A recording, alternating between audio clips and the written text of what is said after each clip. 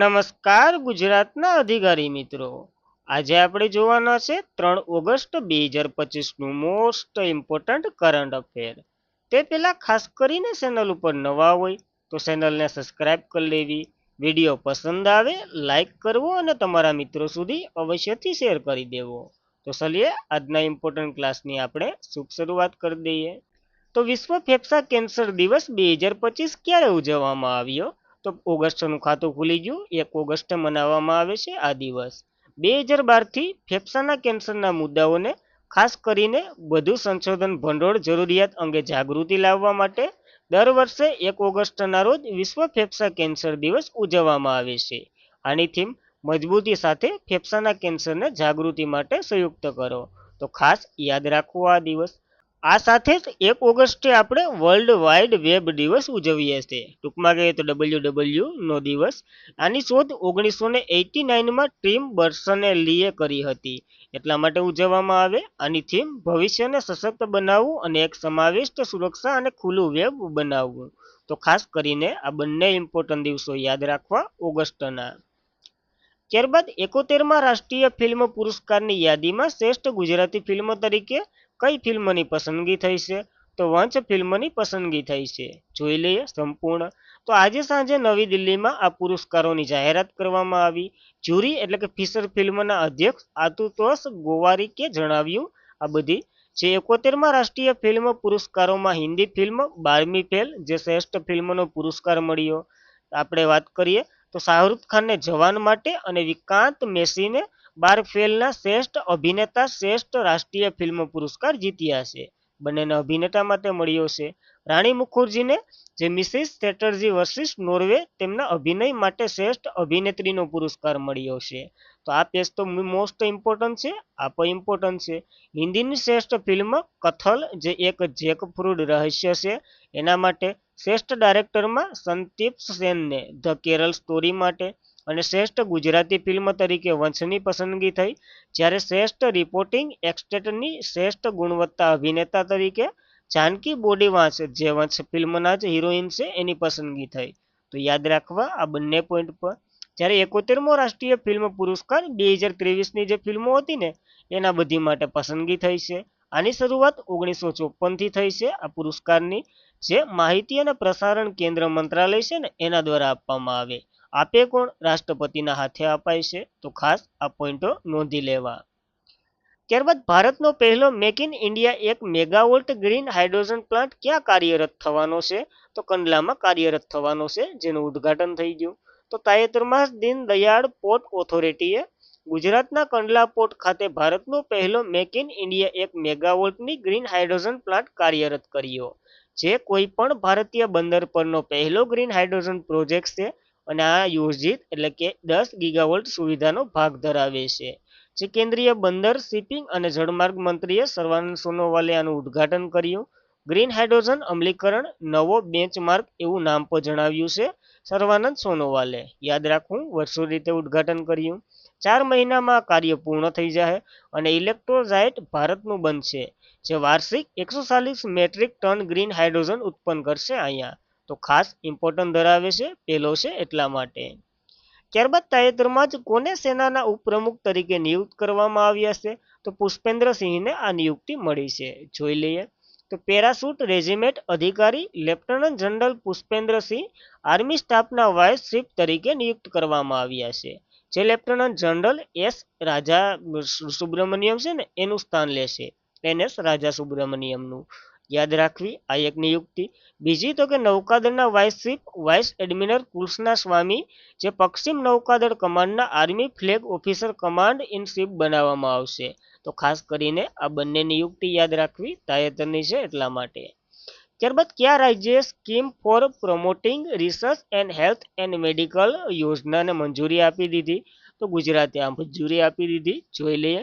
ગુજરાત સરકારે બુધવારે આરોગ્ય અને તબીબી સંભાળના સંશોધનને પ્રોત્સાહન આપવા માટે એક યોજનાને મંજૂરી આપી, જે હેઠળ દરેક પ્રોજેક્ટ માટે મહત્તમ 10 લાખની સહાય પૂરી પાડવામાં આવશે. સરકારે જણાવ્યું કે કેન્દ્ર તરફથી 10 લાખથી વધુ પ્રોજેક્ટની સહાય હોય ને એ કેન્દ્ર પૂરી પાડશે, બીજી આપણે રાજ્ય તરફથી મળશે. જેમ કે સંકલિત ક્ષેત્રે MBBS, MS, MD, MCS, DM, DNMB અથવા તો PhD ડિગ્રી હોય તે આ યોજનાનો લાભ લઈ શકશે. તો ખાસ ઇમ્પોર્ટન્ટ આનો હેતુ તો કે પ્રાપ્ત ભંડોળનો ઉપયોગ સંશોધન સંબંધિત પ્રવૃત્તિ, પરિવહન, દસ્તાવેજીકરણ, ઉપભોક્તા વસ્તુઓ અને અન્ય આકસ્મિક ખર્ચ માટે વાપરવામાં આવશે. તો સ્કીમ ફોર પ્રમોટિંગ રિસર્ચ ગુજરાતે મંજૂરી આપી દીધી. ત્યારબાદ એક આંતરરાષ્ટ્રીય ઐતિહાસિક ઘટના સર્જાઈ ગઈ. પ્રોફેસર મિશેલ હોલ્ટિન છે ને એને 350 વર્ષના યુકેના ખગોળશાસ્ત્રી રોયલ તરીકે નિયુક્ત થનાર પ્રથમ મહિલા બન્યા છે. જે આ રોયલ છે ને ખગોળશાસ્ત્રી એક પદ છે જેના માટે આ મહિલાની પસંદગી થઈ 350 વર્ષના ઇતિહાસમાં.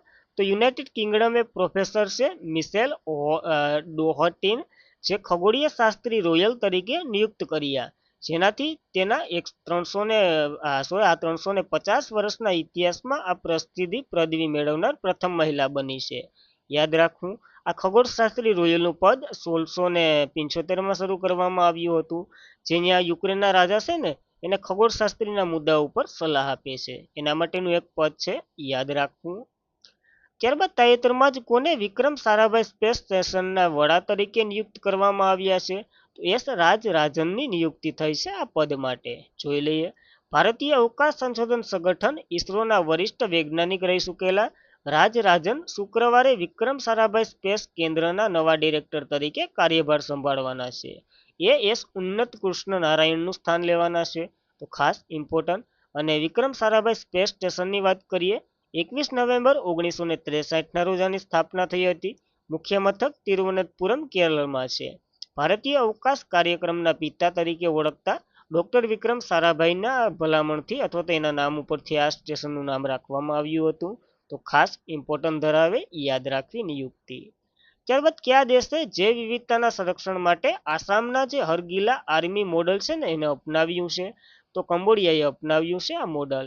તો તાજેતરમાં જ કંબોડિયાના tonal space biosphere reserve stock સંરક્ષણમાં આસામનું સફળ હારગીલા આર્મી મોડલ રજૂ કરવામાં આવ્યું.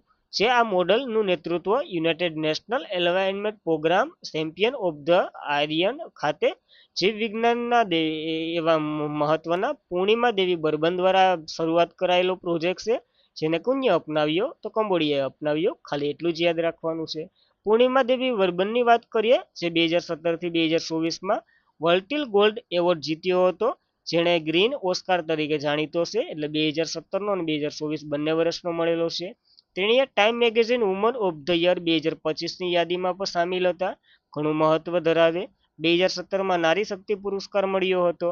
હરગીલા પક્ષી જે ગેટર એજ્યુકેશન સ્ટોક પક્ષી તરીકે ઓળખવામાં આવે છે, જેના ઉપર એક પ્રોજેક્ટ પૂર્ણિમા દેવી બર્બને શરૂ કર્યો હતો, યાદ રાખવો. કંબોડિયા સરસામાં રહ્યું છે એની વાત કરીએ. કેપિટલ ફ્નોમ પેન છે, સલણ કંબોડિયન રીલ છે અને PM યુન સેન છે. તો ખાસ ઇમ્પોર્ટન્ટ ધરાવે, યાદ રાખવું. ત્યારબાદ કયા મંત્રાલય દ્વારા સેતુબદ્ધ વિદ્વાન યોજના શરૂ કરવામાં આવી છે? તો શિક્ષણ મંત્રાલયે આ યોજના શરૂ કરી છે. જો પેલા કેમ આપણે 25 વર્ષ સુધી આશ્રમમાં જઈને ભણતા એ ટાઈપની કંઈક યોજના છે. તો ગુરુકુળમાં ઓછામાં ઓછા 5 વર્ષ સુધી તાલીમ પામેલા વિદ્યાર્થીને આગ્રણીય ભારતીય ટેકનોલોજી સંસ્થા એટલે કે IIT માં સંશોધન કરવાની મંજૂરી આપશે આ યોજના. જે વિદ્વાનો પાસે પરંપરાગત ડિગ્રી હોવી જરૂરી નથી, ન હોય તો પણ ચાલશે. 5 વર્ષ ગુરુકુળમાં અભ્યાસ કરેલો હોવો જોઈએ. શસ્ત્ર અથવા તો પરંપરાગત જ્ઞાનને શ્રેષ્ઠ દર્શાવવું આવશ્યક છે. આ પહેલ ભારતીય પ્રાચીન જ્ઞાન પ્રણાલીઓનું આધુનિક શૈક્ષણિક સંબંધિત સાથે એકીકૃત છે. તો યાદ રાખવું, જે શિક્ષણ મંત્રાલયે આ યોજના શરૂ કરી છે, સેતુબદ્ધ વિદ્વાન યોજના, યાદ રાખવી ઇમ્પોર્ટન્ટ છે. ત્યારબાદ વર્લ્ડ એથ્લેટિક મહિલા શ્રેણીમાં પાત્રતા માટે કયા ટેસ્ટને ફરજિયાત બનાવી દીધો છે? તો જનીન ટેસ્ટ છે ને એને ફરજિયાત બનાવી દીધો. તો 1 સપ્ટેમ્બર અમલીકરણમાં આવશે. ગ્રાહ્યતા ટોક્યોમાં જે 13થી 21 સપ્ટેમ્બર દરમિયાન યોજાનાર વર્લ્ડ એથ્લેટિક ચેમ્પિયનશિપમાં લાગુ કરવામાં આવી દીધો છે આ નિયમ અથવા તો નિર્ણય. જે જનીની પરીક્ષણ અથવા તો એક ટેસ્ટ છે, જે રમતવીર મહિલાઓને જ અખંડિતતા સુરક્ષિત રાખવા માટેનો એક છે. જે જનીન પરીક્ષણ પાસે જો તમે વિશ્વ ચેમ્પિયનશિપ જેવી વિશ્વ રેન્કિંગ સ્પર્ધામાં અને મહિલાઓની શ્રેણીમાં ભાગ લેવા લાયક હોય ને તો આ ટેસ્ટ એક કરવો ફરજિયાત રહેશે. આનો ધ્યેય શું છે? તો લિંગ પરિવર્તન કરેલી મહિલાઓ જે સ્પર્ધામાં ભાગ લેવા માટે રોકવાનું છે. કારણ કે એનું સ્ટેમિના આના કરતાં વધારે હોય તો એ જ ફર્સ્ટ આવે, એવી રીતના જે જેન્ડર અલગ કરેલું હોય ને એને રોકવાનું છે. વિશ્વ એથ્લેટિકની વાત કરીએ, 18 જુલાઈ 1912 એની રચના થઈ હતી. મુખ્ય મથક મોનાકો છે. પ્રમુખ તો કે સેબેસ્ટિયો કો છે. તો ખાસ ઇમ્પોર્ટન્ટ ધરાવે, એક ટેસ્ટ અને અપ્રુવલ આપી દીધું. ત્યારબાદ કયા દેશમાં ક્યુચેવુસ્કો જ્વાળામુખી તે પ્રદેશ 8.8ની તીવ્રતાની શક્તિશાળી ભૂકંપ પછી તરત જ ફાટી નીકળ્યો છે? તો રશિયાનો છે આ જ્વાળામુખી. જોઈ લઈએ. પૂર્વીય રશિયામાં ક્યુસેક્સ્કોક જ્વાળામુખી 8.8ની તીવ્રતાની શક્તિવાળો ભૂકંપ આવ્યો હતો, પછી તરત જ ફાટી નીકળ્યો અને વિસ્તારમાં અનેક અફસોસ અનુભવ્યા છે. તો ખાસ યાદ રાખવું. જ્યારે આ જ્વાળામુખીની વાત કરીએ ને, તો એશિયા અને યુરોપનો સૌથી ઊંચો સક્રિય જ્વાળામુખી છે. પેસિફિક મહાસાગરની રિંગ ઓફ ધ ફાયર પર સ્થિત છે. ખાસ કરીને રશિયાને બહુ અસર કરે છે. યાદ રાખવું, ભૂકંપ અને જ્વાળામુખી બંને. અને આજના માટે એટલું જ હતું. ખાસ કરીને મિત્રો, વિડીયો પસંદ આવ્યો હોય, માહિતી ગમી હોય, જાણવા નવું કંઈક મળ્યું હોય, તો વિડીયોને લાઇક કરવો, તમારા મિત્રો સુધી શેર કરવો, એક સારી એવી કોમેન્ટ કરી દેવી, ચેનલ ઉપર જોડાઈ જવું અને ટેલિગ્રામમાં જોડાઈ જવું ડેઇલી ક્વિઝ, સ્ટડી મટીરિયલ વગેરે માટે. તો ખાસ આજના માટે એટલું જ હતું. ધન્યવાદ.